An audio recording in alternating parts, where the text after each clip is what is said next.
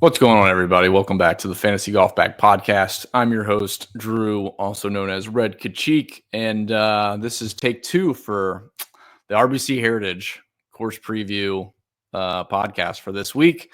We had an attempt earlier and did not hit the record button. So maybe for the best, though. I went on a few tangents. Probably spent too much time reiterating a few things, so I can probably be more concise this time. So everything happens for a reason. But yeah, we will be breaking down the RBC Heritage, looking at Harbour Town, some really interesting data that we have at Fantasy Golf Bag to talk through because we'll jump into it and talk about it. But the data that we're looking at, or that you can look at, based on the last basically the last month of data, isn't exactly apples to apples comparable here, as many know, but doesn't mean you should be throwing it out. And in fact, I think when people look at what the golf course kind of sets up for, it's a little bit misleading when you go look at the actual success that certain players have had right before they headed to Harbour Town. So our goal is to kind of break that down a little bit. This will be the similar show to last week. I'm not going to do a player-by-player deep dive for every single player in the field like we did last week for the Masters, but I am going to do a members-only video / stream to talk through the IQ tools, DrivingIQ and Approach IQ, and probably talk about some spectrum data from last week at the Masters to just try to give you guys a better overall grasp on like how I'm approaching the week. Because like I said, it is a very different, it's obviously a different golf course, but then when we try to use data to predict what people are going to do at a golf course and it changes so much, there's certain things you got to be careful about. So we'll talk through that. Otherwise, I had a 2-minute monologue about the Masters, and without getting really deep into that again, one of the best Masters I think I've ever seen. Certainly in the last few years, the way, obviously Rory winning is nice, but the way he won was very entertaining, we'll say. Like to basically be on the threshold of running away with it, as I thought he should have, and he played great all week. And then you dump it in the water on 13 and bring Justin Rose back into it, just made for a very fun watch, we'll say. The playoff was a little bit anticlimactic with him stuffing it to 3 feet or whatever it was on 18 in the playoff, but Justin Rose did fantastic. Honestly, he was 157 or something like that and hit it to 15 feet.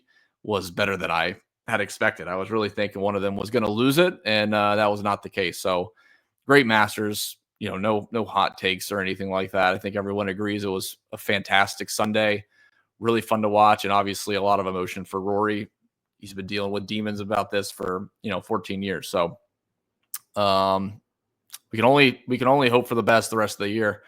Honestly, it probably sounds crazy and it probably doesn't even come close to happening, but there's probably no better schedule now that he won the Masters to win the Grand Slam. So we'll see. And not the career Grand Slam, since he already did that. I'm talking 4 majors this year.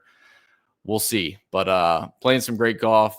This takes a big burden off of him, and now kind of the floodgates will be open, which has kind of happened the last few years with like even Xander last year, breaking through finally and then winning the British Open. So we'll go ahead and get going.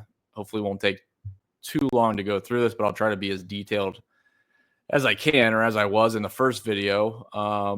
We touched on a few tools as well, so this should be pretty beneficial, especially if you're watching the video format on YouTube or on Spotify. And as always, I'll try to be as descriptive as I can for the audio listeners. But we'll talk through some of the tools and how best to use it, considering the differences with RBC Heritage. So with that being said, let's jump into it, guys. Course Preview Pro, as always. All right. So this week, Harbour Town Golf Links. It's a par 71, 7,213 yards. The last 5 winners: Scotty Scheffler -19, Fitzpatrick -17, Spieth -13, Stuart Sink -19, and Webb Simpson -22. One of the biggest takeaways I had earlier today when I went through everything was how gettable the golf course is for a par 71. You think about guys can't do much off the tee and still, considerably long. 7,200 yards, par 71 is not on the long side per se, but it's certainly not short. Average return to par per round is about 0.35 strokes under par. So it's like a 70.65 scoring average. Par threes average 201, so kind of on the longer side, especially for this golf course. They have some of the most difficult par threes on the PGA Tour. Average par four, 427 yards, kind of right in the middle there. I would say probably on the shorter side, but we'll say average. And then the average par five, 569, sort of on the higher end, honestly, of the PGA Tour par five scoring or the par five distances. And like most weeks, the par five scoring is very gettable here. Number 2, number 5 play considerably under par.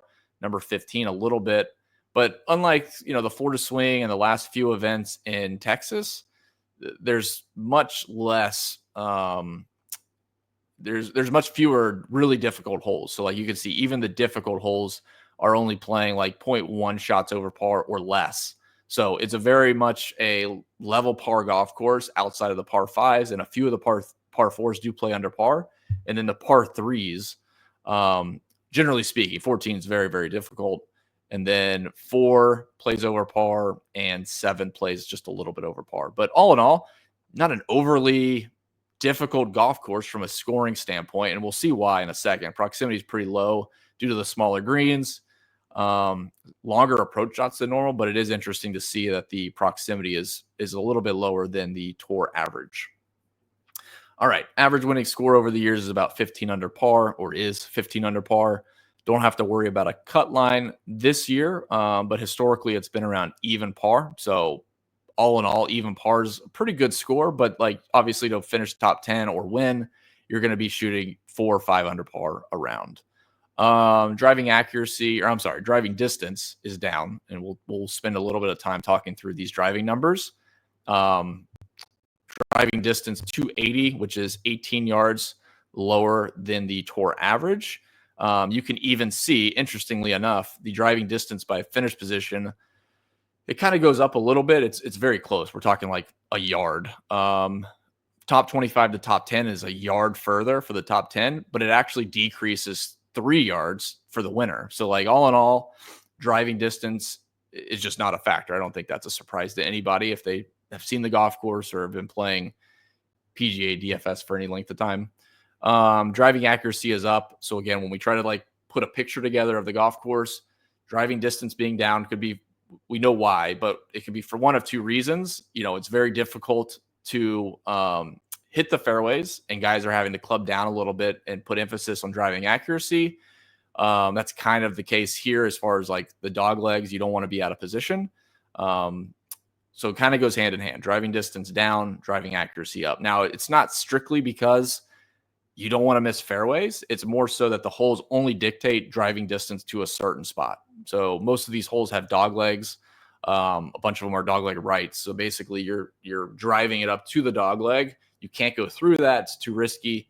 And obviously you don't want to be short of that because now you're not past the dog leg. So it's not an overly complex, there's not a lot of opportunities or options that you can have off the tee. You're kind of all facing the same dilemma.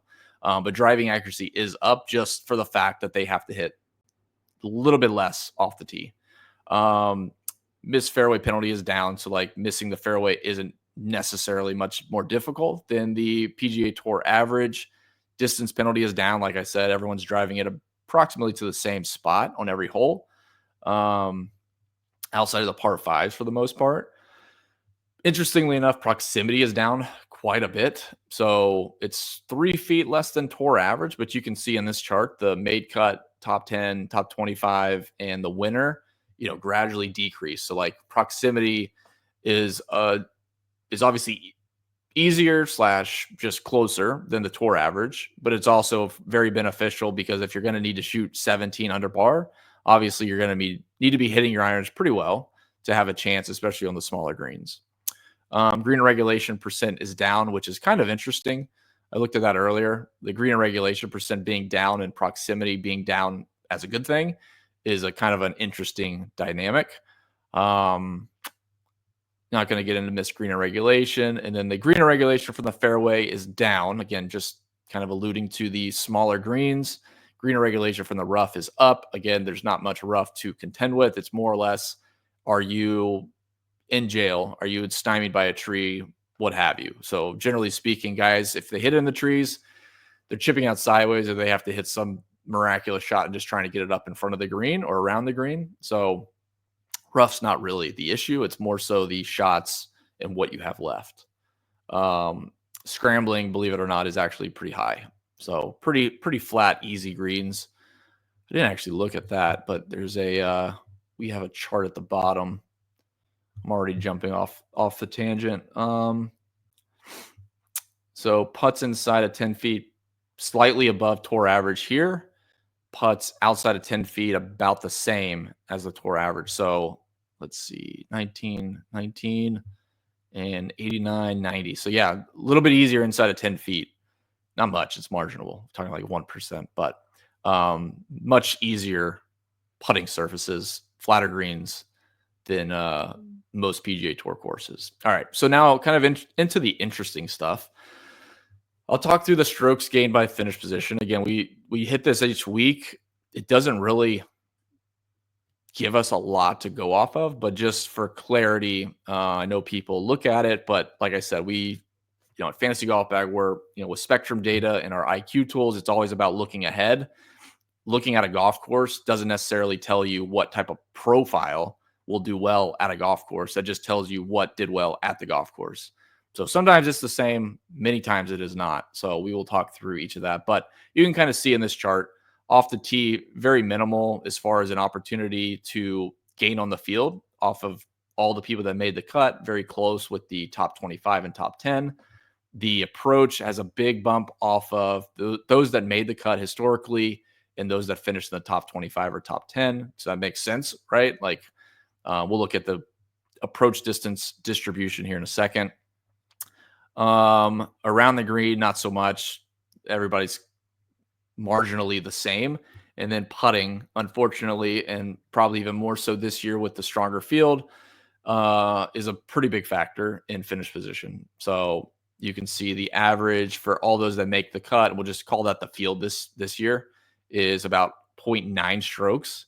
And those that finished in the top 25 is 2.5 strokes. So a very big difference in those that just kind of made the cut, finished middle of the pack, versus those that finished top 25 and top 10. So putting is definitely important as far as in-tournament stats. Now, we just talked about off the tee. Like there's not much difference in those that made the cut versus those in the top 25. Just for full clarity, we're talking made cut is gaining 0.3 strokes off the tee. Top 25 is gaining 1 stroke off the tee. So about a 0.7 difference, not huge. And then top 10, 1.3. So again, a 0.3 difference, just not big gaps off of the made cut. But that doesn't mean it's not important. And in fact, I think this is something that's very important and also could get you in trouble. So we'll talk through this. And then, like I said, we'll do a members only video for those at Fantasy Golf Bag that are pro members. So this will be essentially talking through what we're about to talk through, but actually diving a little bit deeper into the DrivingIQ tool and the Approach IQ tool to see how best to use that. Because it is going to be a pretty distinct advantage if you're looking at and sifting through the data properly. And most people won't take the time, and that's totally fine. I mean, we have tools that people can quickly go pull strokes gained off the tee and approach and model it and be done. But if you take the extra legwork, I think you'll find yourself on slightly different plays or avoiding some popular plays that shouldn't be. So driving distance distribution, quite interesting. If you recall, the last 2 months, we'll call it. So Florida Swing, and certainly the last 4 weeks or 3 weeks with those events in Texas and then the Masters, there was a bunch of buckets, 290 to 310. And there was a few, I think, in Houston, 310 to 330. And obviously was the case, a few 310 to 330 at Augusta, and most were 290 to 310. Then I think there was one or two, 250 to 270. I think maybe one, number 3. All that's to say, when you go to look at, we'll look at lead inform here in a second. When you look at the driving numbers, and just spoiler, there's a lot of correlation with off the tee and success here. the driving numbers don't exactly compare apples to apples off of the profile of this golf course and what we saw. So just a quick example, if it doesn't mean they're not going to play well, but just again, just bear with me for an example. Rory McIlroy goes to the Masters, plays Sawgrass. He's gaining, 1.5, 2 strokes off the tee per round. Now he goes to a golf course like this. None of those tee shots are the same. So 290 to 310, he was gaining two strokes off the tee. Now you go to 270 to 290. Is he going to gain 2 strokes off the tee? Maybe, maybe not. So the Driving IQ tool essentially allows us to boil down those metrics to kind of bake in the exact course profile that we're looking for and give you a better metric to kind of use when you're sifting through the player pool. Again, talking through studs is kind of a tricky topic because Rory can figure it out from anywhere, but there are certainly courses and players that when they go to a course that doesn't suit their exact strength, they're going to have a tougher time. Scotty can play anywhere. John Rahm can play anywhere. DJ, same thing back in the day.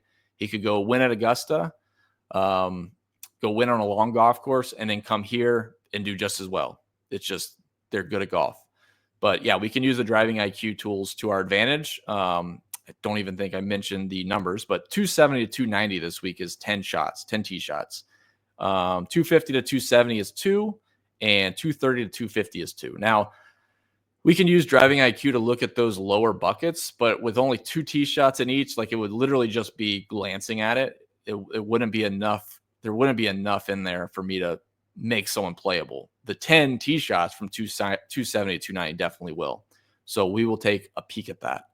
But like I said, even just thinking about Houston a couple weeks ago, I think it was 12 tee shots, 290 to 310.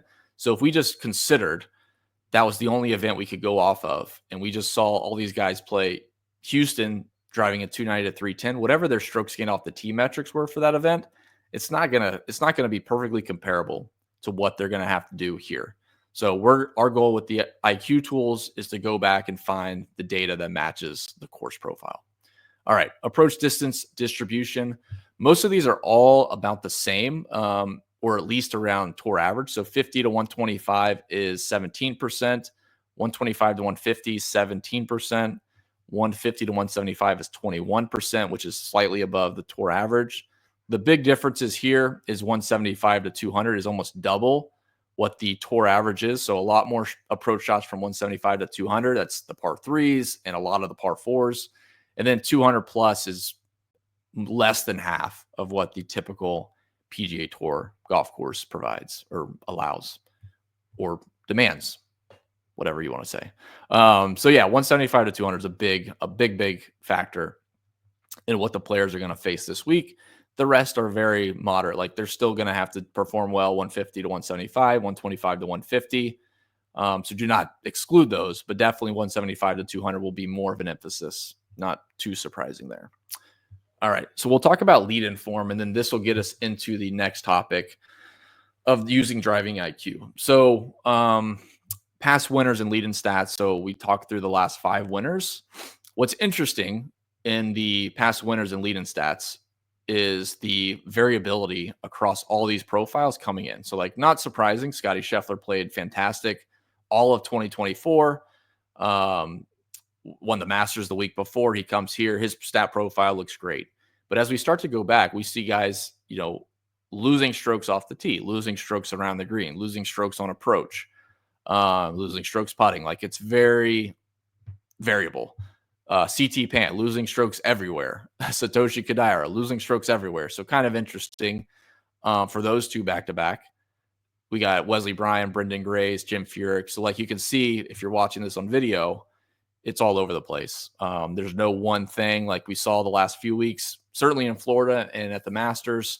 The best stat profiles basically win every single year. This is not the case this week. So we have to do some more digging. And fortunately, we have that. We can go up to the time machine, which we will get into right now.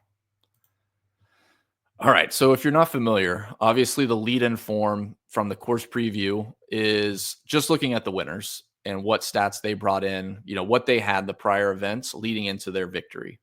So it's a nice quick look at the winners, but it doesn't give us a bigger picture, a broader scope of what the players in the top 10, for example, or you can do top 25 or just top 5 if you want to narrow it down further. I'm going to look at top 10 for this example.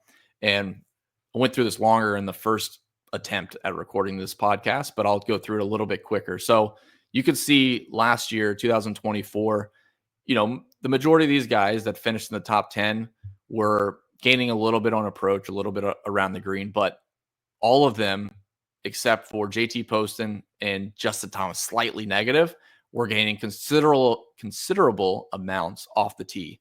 All the other stats were all over the place. Some good, some bad around the green. Even approach was some good, some bad. Honestly, more bad than good. It's probably 50-50. I'll be generous. Strokes gained putting, good and bad, mostly bad. Driving accuracy, up and down. Driving distance, up and down. Green regulation, mostly positive, but there's definitely some negatives in there, so it's not like a smooth one. But off the tee definitely stands out. If we go to 2023, that could be an outlier. Oh, more of off the tee. Again, last 2024, they were gaining almost half a shot off the tee. 2023 was the exact same. Approach all over the place. Some guys gaining a good bit, some gaining a little bit, some losing a lot, all over the place, all around the green, putting, all the same thing. But off the tee stands out the most in those last 2 years. Let's go back another year, 2022. Oh, what do we have? Another one. So slight difference in the average, but that's a big negative from Cam Davis that pulls down the off the tee stats. But otherwise, you're talking Jordan Spieth gaining 0.2 strokes, Cantley 0.5, Shane Lowry 0.8, JT Poston 0.4, Sepp Straka 0.3, Cameron Young 0.9, Tommy Fleetwood 0.4. All these guys are gaining a bunch of strokes off the tee. And then you go look at approach, and it's kind of negligible. There's some gaining a little bit, some losing a little bit, and there's some guys on those extremes of a lot and losing a lot.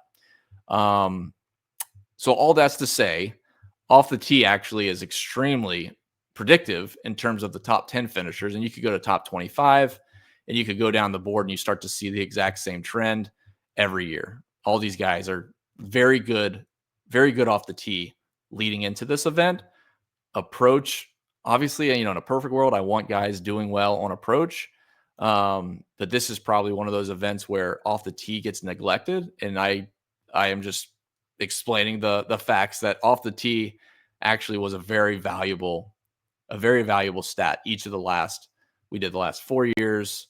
You can go back even more. I mean, this is 2021, a lot of green off the tee, a little more green on approach, which is nice to see. Like I said, nothing wrong with approach. But just know that guys will play well that were coming in with poor approach numbers. Off the tee, not so much. We want guys gaining a good bit off the tee.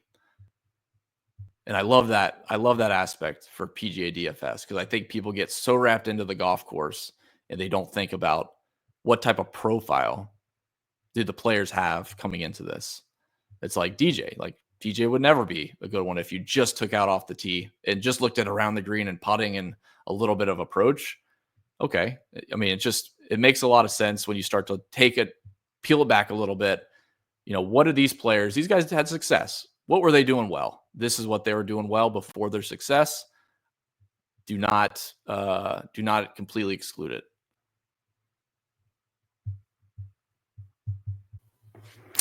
All right. Sorry about that. I had to step away for a quick second. I think I forgot where I was at, but the gist of it is off the tee, definitely a valuable stat. Do not overlook off the tee. But we can take it a step further when we're looking at off the tee, using the DrivingIQ stat. So this would probably be one of I'm sure there's other examples, but definitely on in my recent memory, of the biggest reason to even just consider trying DrivingIQ or any of our IQ stats. This would be the week where the data doesn't match up over the recent form.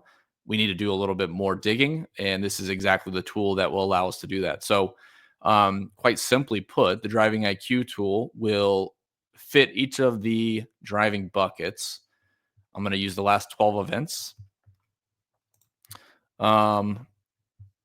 just to get a little bit more sample. I mean, sample size, sample size, sample size. We talk about it all the time, but I think especially if you're, a member of Fantasy Golf Bag, you'll hear a lot of those um, little tidbits throughout the year, every single week. Honestly, um, an example here would be the Driving IQ tools. People do this all the time, so this is probably pretty relatable.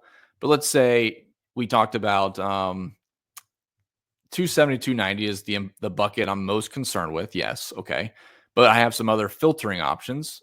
That doesn't necessarily mean I need to use them. So you can see, like in the last 12 events, our sample size for 270 to 290 has already dropped to about 100 tee shots. Some are around 140, a few are just under 100.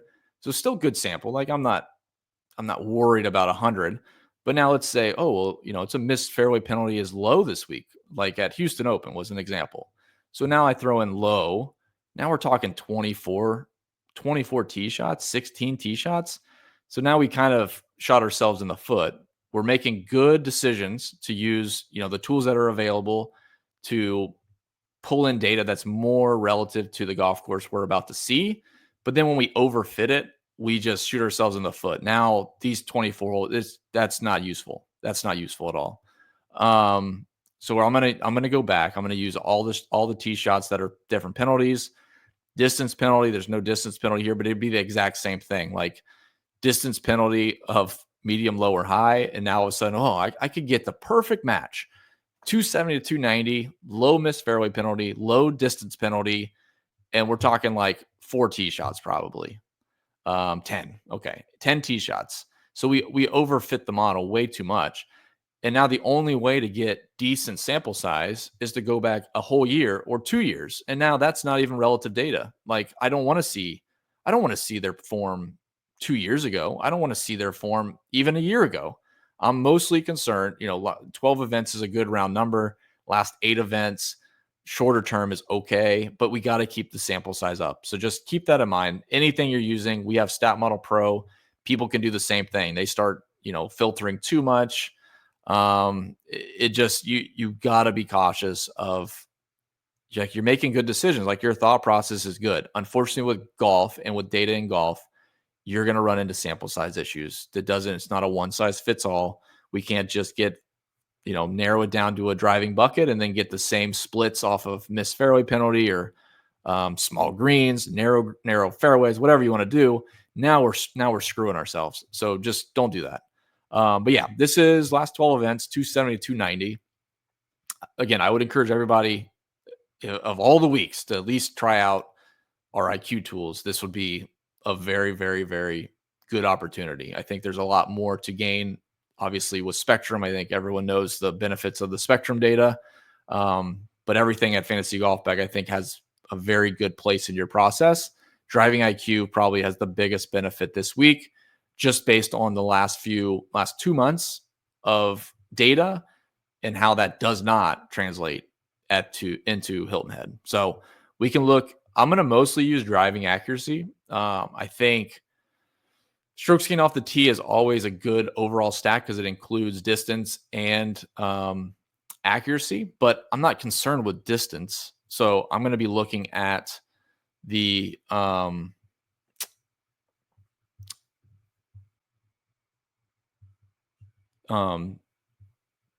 like I said, off the tee is okay. Driving accuracy, I'm much more concerned with. Basically, you take out one of the variables.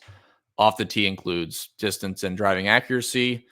Technically, it's not even driving accuracy. It's distance left to the pin. Or technically, it's not even driving distance. Everything is just relative to what your next shot is. But I am only concerned. I'm not concerned with distance. I'm only concerned with who's hitting more fairways because that matters the most here in this bucket, 270, 290 over the last 12 events. I'm going to quickly sort for you and just give you a few guys. All right, here we go. Number 1, Lucas Glover.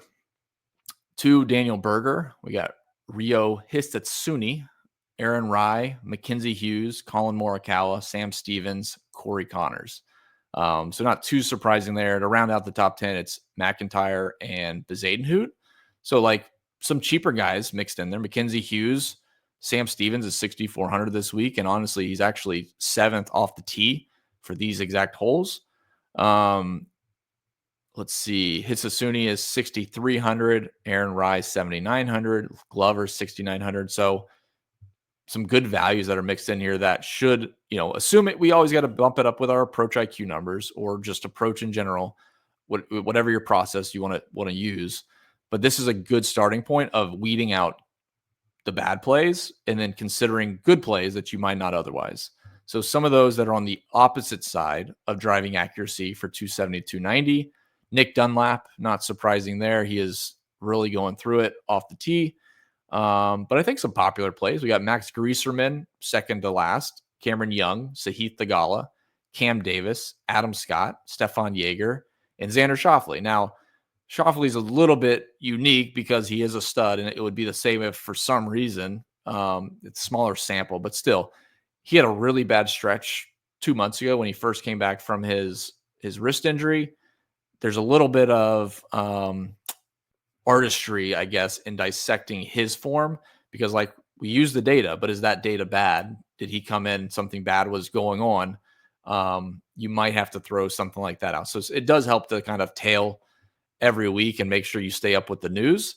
But he is whatever rank that is, 72. He's seventh worst. So keep that in mind as you go down this. But a lot of people right there in the middle, again, not any real difference maker there. It would just be relying on the other statistics that I would want to look at this week, but gives you a nice look at the best and the worst, specifically for the types of holes that we're going to see this week, the majority of them anyways.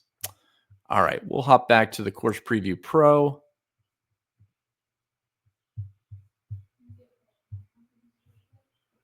All right, the last bit, I just want to talk through course history, and then we will get you guys out of here. Like I said, we'll do a members-only video stream or live stream to talk through the process using the IQ tools and I want to look at some of the spectrum data from the Masters and see, because there were definitely some guys that had come into last week with some poor form and did really well. And if you followed any of our live streams last week for the showdown, you'll remember there's a few names that kept popping up every slate every day, and it's worth taking a closer look at those guys. And they're still cheap, like a Sam Burns, who was looking really good round 2, round 3, round 4.